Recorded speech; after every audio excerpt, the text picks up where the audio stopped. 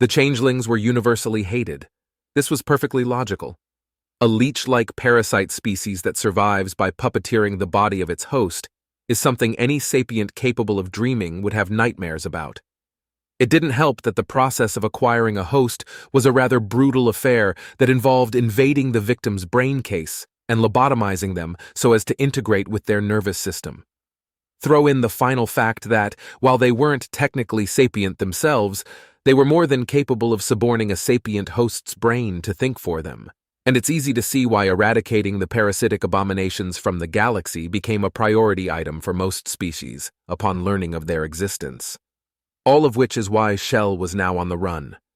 Her current host, a bulky, four-armed Corthinian soldier, had been one of those who had come armed with flamethrowers to destroy her community, a tiny village the changelings had established for themselves on a remote island near Corthinia's tropical equator. The elders had prepared her for this eventuality. They had told her practically every day of her life that their village would one day be discovered, and they would be driven from Corthinia for the crimes of their kind. She had followed their orders and tried to make peace with that inevitability. It hadn't helped. Perhaps nothing could have helped, considering the sheer unadulterated trauma of returning to their isolated village after playing on the border of the forest and the beach all morning only to find it on fire, a hellscape of pained screams, dark smoke, and the sickening smell of roasted meat coming from the charred hosts of people she grew up with. She shook her current host's head, desperately trying to banish the terrible memories from her mind. It wasn't fair, she thought bitterly. Sure, there were horrible rumors about other groups of changelings, rogues, who tormented and tortured the innocent species of the galaxy, moving from host to host and racking up a significant body count as they did so. But it wasn't like her people were in the habit of doing that. The elders had strict rules, only allowing the villagers to reproduce when a new host body was conceived to an existing one. Among her people, taking a new host outside the womb was taboo. Prior to inhabiting this soldier in self-defense, Shell had never once changed bodies in all the years she'd been alive. Now, though, things were different. Now she was one of the rogues, whether she wanted to be or not. She had fallen in with the military squad as they prepared to leave, then given them the slip once they reached the mainland and stowed away on this shuttle to the interstellar public transport void train, hiding among the passengers, anxiously hoping against hope none of them would notice the small, telltale signs of a body being consciously rather than subconsciously controlled. It hadn't been a problem with the soldiers, what with the armored full-body hazard suits they wore, but she'd been forced to ditch the suit and weapons upon reaching civilization. She would probably have to learn to use weapons if she wanted to survive for long in the wider galaxy, but for now at least such things would only draw unwanted attention. The shuttle docked with the public void train, and she quietly made her way through customs, trying not to let the fear she was feeling show on her host's face. She needn't have worried. Some species were extremely sensitive to even the subtlest signs of a changeling among them, but the Corthinians weren't one of those. Flashing her host's military ID with a few grunts of affirmation to the cursory questions was all it took to gain passage in the void train's relatively crowded economy section. And just like that, she was on her way to somewhere else. Anywhere else. It didn't matter at this point. Her original host was gone. Her old life was over. She took one of the public access seats and tried desperately to hold back tears as the terrible weight of grief and guilt she'd been holding back for days began to overwhelm her. "Hey mate, anyone sitting here?" Shell composed herself enough to wave the stranger permission to sit next to her, avoiding looking at him as the information light came on and a friendly synthetic voice was broadcast through the entire economy section. "Welcome aboard the Orion Arm Public Access Trans-Stellar Void Lane. Please mind your luggage and remain respectful of fellow passengers. This void train is traveling express from Corthinia to Earth. Thank you for traversing the void with us." Earth? Why did that name sound familiar? One of the elders had mentioned it once. It was a pretty famous home world. She remembered that much, but for which species? Shell couldn't remember. Mate, are you okay? You're crying. Shell glanced at the stranger sitting next to her, regarding her with an expression of concern. She recognized him instantly, or at least his species, from the descriptions her elders had provided, and her host's lymph fluid froze solid in dread. A gaunt biped with overly long, gangly arms and bare, artificially adorned skin, her species' worst enemy, human. Never go to Earth under any circumstances. That's the human's homeworld. Other species are fine to be around. So long as they don't look at you too closely, they won't notice anything. But humans see right through us. It doesn't matter the host. It doesn't matter if you move or not. Humans know.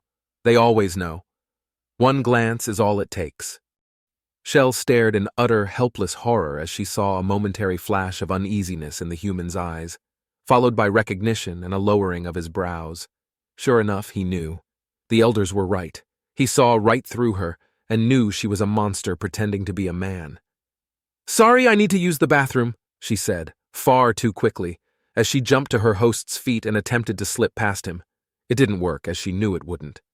The human's arm shot out far faster than should be possible for such a lanky appendage and grasped onto her wrist with terrifying force. Shell was trapped. It was a lesser-known fact about changelings that they were incredibly weak relative to their hosts. Conscious muscle control was simply incapable of exerting nearly as much pressure as subconscious control could. Despite her current host being many times larger and stronger than her previous one had been, she still had zero chance of escaping the human's grip. All the man had to do was hang on until the authorities arrived, and he had more than enough strength for that. "Take a seat," the human ordered in a low, deadly serious tone.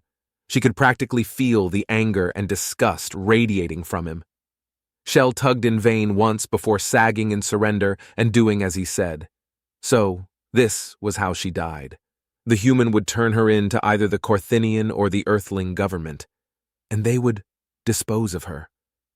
She was terrified, but also somehow relieved, as the last of her hope was snuffed out and she sunk back into her seat. The stress that the worst might happen faded away. Now it had happened, and the only path left was to accept it. Maybe she could see her parents again. The human was still studying her face with a severe expression. After a long wait, he opened his mouth to speak. "How long have you had this look?" the human asked, with a slight upward nod. He didn't need to be specific. They both knew what he was referring to, what he was asking. 3 days, she admitted reluctantly, looking away from the piercing gaze that saw straight through her, past the host, all the way to the thing inside. The human narrowed his eyes. 3 days since she killed this man? "I thought so. Your lot don't usually join the military," he muttered under his breath, glaring at the rank signifier on her shoulder carapace. Shell didn't even know which rank the symbol stood for. "So why then? Why did you do it? Why'd you murder him?" Tears sprang to her host's eyes despite Shell's best efforts to keep them down as the horrific memories came flooding back into her mind. Being dragged into her home by her head, being kicked to the floor next to the corpse of her father.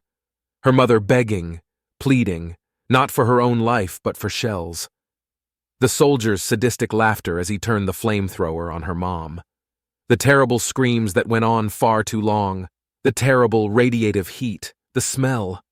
And then there was a flash of movement, of subconscious action, and she was on him, instincts guiding her for perhaps the first time in her life. Grabbing some sharp thing, maybe his knife, she didn't remember, to cut a hole in his face mask. A look of fear in the soldier's one visible eye as she opened her young host's mouth wider than Corthinian mouths were meant to open. A sense of release. A horrible, terrifying moment of exposed, naked vulnerability, pain, blood, fear. And then her old host fell away, and she was sinking her mental fangs into the man's hideous mind. He killed my mummy and daddy," she confessed, the tears flowing freely as she broke down entirely under the weight of guilt and fear. "He was going to kill me too. I didn't want to—" No more words came out, just incoherent sobs and tears. She had been such an idiot, thinking she could do this. It had been obvious from the start that a stupid, sheltered girl like her could never settle into life as a rogue. She didn't even know why she'd tried. It would have been better if she'd just given up. Slowly she became aware of arms around her as she cried. The human was hugging her, patting her on the back. That wasn't right. She pulled away, and to her surprise, the human allowed her to do so. "Your mummy and daddy," the human echoed her words back to her, his face unreadable. "How old are you?" Shell hesitated, unsure how to respond, or why he'd even care how old a monster like her was. Eventually, she settled on the truth. 7.5. The man looked away, a shadow of empathetic pain falling across his face as he looked away, suddenly finding it difficult to maintain eye contact. "Just a kid. I see. Look, I'm sorry for being mean just now. You don't look your age," the human said with a nervous laugh and a pained smile. He paused, looking Shell's current host up and down. "I heard the Corthinian government found a group of your kind on the outskirts, that they were taking care of it. I guess I never really thought about what that meant." Shell stared at him, confused as much by his words as by the flash of guilt that passed across his face. Inside her, the tiny spark of hope she thought he had extinguished appeared once again. Was it really possible he, a human of all creatures, might not turn her in? "Why are you going to Earth?" he asked, looking back up to her. "I'm sorry, I didn't know where it was going," Shell admitted, the stress returning full force as she suddenly became desperate beyond all measure to cling to that spark of hope. "I just hopped on the first train. I'll get on a different transport, go somewhere else. I won't hurt anyone, I promise. Just please don't turn me in." The human stared at her, then shook his head vehemently. "No, absolutely not." She stared, sagging slightly, but the hope stayed alive. The man's tone and his compassionate expression didn't match his words. He reached out and put a gentle hand on her shoulder carapace. "My name's Jack. Come to Earth with me. I'm sure my wife would love to meet you." Shell stared, not entirely comprehending exactly what the human, Jack, meant by those words. But a rush of emotions flooded through her as the spark of hope brightened. She wasn't out of the darkness, not even close. But that spark, perhaps it could be the lantern she needed to light her way. 8 years later. "Shell, dear, dinner's ready." "Coming, Mom." Shell stood up, brushing sandy blonde hair out of her green eyes and grinning as she ran back to the house with the boundless energy of a pre-teen. She'd been told the color combination was rare among natural-born humans, but she didn't care. It reminded her of innocent times, of playing so long ago in the place where the forest bordered the beach. Growing a new human host for Shell had not been cheap, but Jack had been more than willing to pay for it even before the Earth government stepped up to cover the cost. The social workers and scientists assigned to her case had been determined to grow something that was not just usable, but that functioned effectively alongside her physiology. Relearning how to walk and talk as an entirely new species had been difficult at first, until she realized that they'd somehow adjusted this host's subconscious mind to work with her instead of against her. All she had to do was learn to trust the host and just allow it to take care of the involuntary stuff, which was more difficult than it sounded, but so worth it. It took away some of the detached feeling and made her feel integrated. Like she was her body and not just the thing piloting it. A weird, soft, lanky body, admittedly, but humans couldn't help the way they were made. Human diplomats had insisted they return the corpse of the Corthinian soldier as soon as they could. Jack had been mad enough to just throw it in an unmarked grave as he learned more of Shell's story. But that would have only exacerbated the diplomatic tensions between Earth and Corthinia, which were already at a record high thanks to the human public's unexpected outrage at the changeling massacre, and the Corthinian government's adamant refusal to relinquish the extradition order for Shell, accusing her of war crimes. Human diplomats had attempted to point out that only combatants could be guilty of war crimes, to which the Corthinians countered that changelings were combatants by definition. Discussions broke down after the humans refused to accept such a, as their ambassador put it, convenient excuse for genocide, and imposed economic sanctions on those in power. Jack was leaning against the threshold with a smile and a hard screen in his hand as she approached. Calling his wife Lucy Mum had come naturally to Shell, but she couldn't bring herself to call Jack Dad. much to the man's chagrin. He still hadn't realized the impact introducing himself by name at the single most pivotal moment of her life had had. She'd never admit it to him, but Jack meant so more to her than Dad ever could. "Got a letter for you, kiddo," he said, brandishing the hard screen. She held out her hand for it, but he pulled back, holding it out of reach. "After dinner. Don't worry, I'm pretty sure it's good news." "Oh?" she asked curiously, but he grinned and shook his head. "Not gonna spoil the surprise, first dinner, and before that we've got to talk about your grades again." Shell winced, trying to brush past him to get to the dinner table, but was stopped when he put one of his arms in front of her. Even after all these years and becoming human herself, the reach on those things still sometimes freaked Shell out. "But Jack!" she groaned, rolling her eyes as she turned back to him. "No buts, young lady. You might look 7, but we both know you're not." Jack's serious expression broke for a moment, and he grinned at her. "You're 15 and a half, right?" "I'm still passing, though," Shell said sulkily, refusing to make eye contact. If she had one regret, it was adding the "and a half" way back when she'd first told him her age. To this day, Jack never missed an opportunity to tease her about it. "You're doing the bare minimum because you're bored, and we both know it," he said, his tone towing the line between strict and sympathetic. "You know you can always move up few years if it's too easy." "No," Shell said emphatically. "No, I don't want to leave my friends behind. And," she paused. There was also the other thing, the one she hoped didn't need to be said. Jack had signed up for higher learning after returning from his tours abroad, and had graduated to become a first school teacher around the time she was entering Earth's schooling system herself. He was now working at the very same school she was attending. Being known as the teacher's kid was embarrassing, but, well, she didn't want to skip these years. She just didn't. Shell noticed her host's subconscious was causing her to fidget with her hands. Weird. She considered telling it to stop, but decided the behavior was harmless enough and allowed it to continue. "I don't want to move up. I'll do better, Jack, I promise." "All right then, kiddo. Above average from now on, got it?" he said, poking her cheek with an index finger. "Fine," she said, rolling her eyes again and receiving a grin and an affectionate punch to her shoulder as she pushed past him.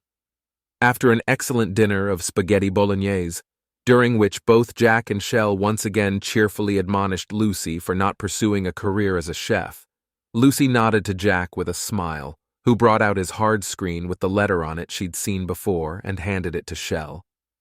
Cautiously, she examined the official-looking graphic on the first page. Why on earth was the government contacting her directly? Most of the official stuff related to diplomacy with the Corthinians and her living situation had been settled years back, and it had always gone through her parents anyway. She swiped to the body of the letter and started reading. She hadn't gotten a few sentences in before she realized what this was about. She looked up at Jack and Lucy, her green eyes wide. "They agreed? They're really going to fund it?" Jack nodded, grinning. "They're setting up a whole new department for it and everything. Apparently they've already found 3 villages, and if you're willing, they'd like your help when they're ready to start making contact. Only if you're willing, though. No pressure." The Changeling Outreach Effort. A charitable humanitarian endeavor to carefully find and quietly approach isolated populations of changelings doing their best to live by moral standards, without giving them away to the local authorities, and assist them in relocating to Earth. This would allow humanity to provide them the protection they needed to live safely, the technology they needed to live ethically, and the acceptance they needed to live prosperously. Shell swallowed, her wide eyes swimming in tears at the enormity of what was being put together. Because of Jack, and because of her. Of course she'd help. Of course she would. Long ago, Shell's elders had told her to fear humans and to stay far, far away from them. Warned her that a human would be able to see right through her, see past the host, to what she really was. They would never know how right they'd been.